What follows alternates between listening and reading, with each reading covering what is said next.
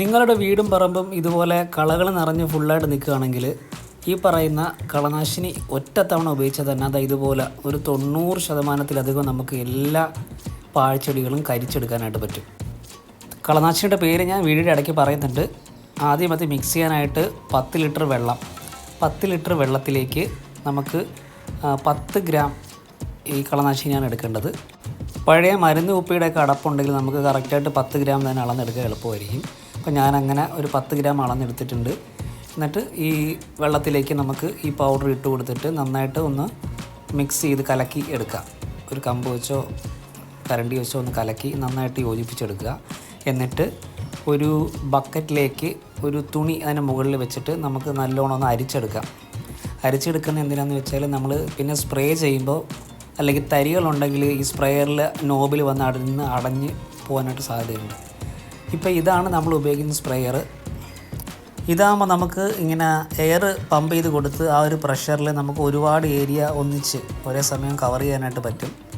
അതായത് ഇതുപോലെ പമ്പ് ചെയ്ത് നമുക്ക് ഒരുപാട് ഏരിയ ഒന്നിച്ച് തന്നെ നമുക്ക് സ്പ്രേ ചെയ്തെടുക്കാം. മറ്റേ സാധാരണ സ്പ്രേയർ ഉണ്ട്, പക്ഷേ അതാണെങ്കിൽ നമ്മൾ അമർത്തി ഓരോ തവണ ഞെക്കി അടിക്കേണ്ടി വരും. അപ്പോൾ നമ്മുടെ കൈയുടെ അടപ്പ് തെറിച്ചു.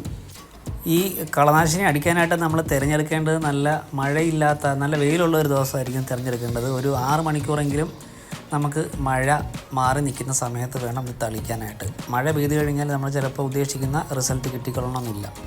പിന്നെ ഇത് സ്പ്രേ ചെയ്യുമ്പോൾ നമ്മൾ ഒരു മാസ്കും ഗ്ലൗസും ഒക്കെ ഇടുന്നത് നല്ലതാണ്. ഞാനിപ്പോൾ വീഡിയോയിൽ അത് കാണിക്കുന്നില്ല, പക്ഷേ നിങ്ങൾ ചെയ്യുമ്പോൾ ഗ്ലൗസും മാസ്കും ഒക്കെ നിർബന്ധമായിട്ട് ധരിച്ച് വേണം ചെയ്യാനായിട്ട്.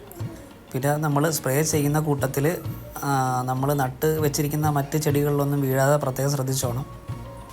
അപ്പോൾ ഞാൻ ഈ പറഞ്ഞ രീതിയിൽ സ്പ്രേ ചെയ്ത് കഴിഞ്ഞാൽ ഈ കാണുന്ന പോലെ നമുക്ക് ഒരു ഒറ്റ സ്പ്രേ കൊണ്ട് തന്നെ ഒരു 90%-ലധികം ചെടികളും പാഴ്ചെടികളും നമുക്ക് ഇതുപോലെ കരിച്ചെടുക്കാനായിട്ട് പറ്റും.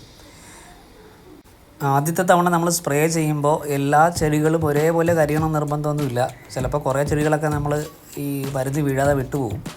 അത് റിപ്പീറ്റായിട്ട് നമ്മൾ ഒരു പ്രാവശ്യം സ്പ്രേ ചെയ്ത് കൊടുത്താൽ മതി.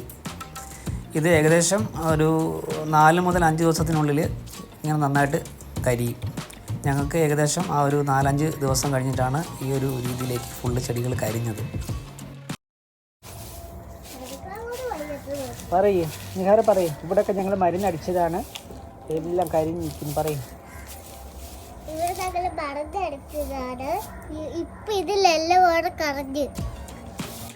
അപ്പോൾ ഇതാണ് ഞങ്ങൾ ഉപയോഗിച്ച കളനാശിനി.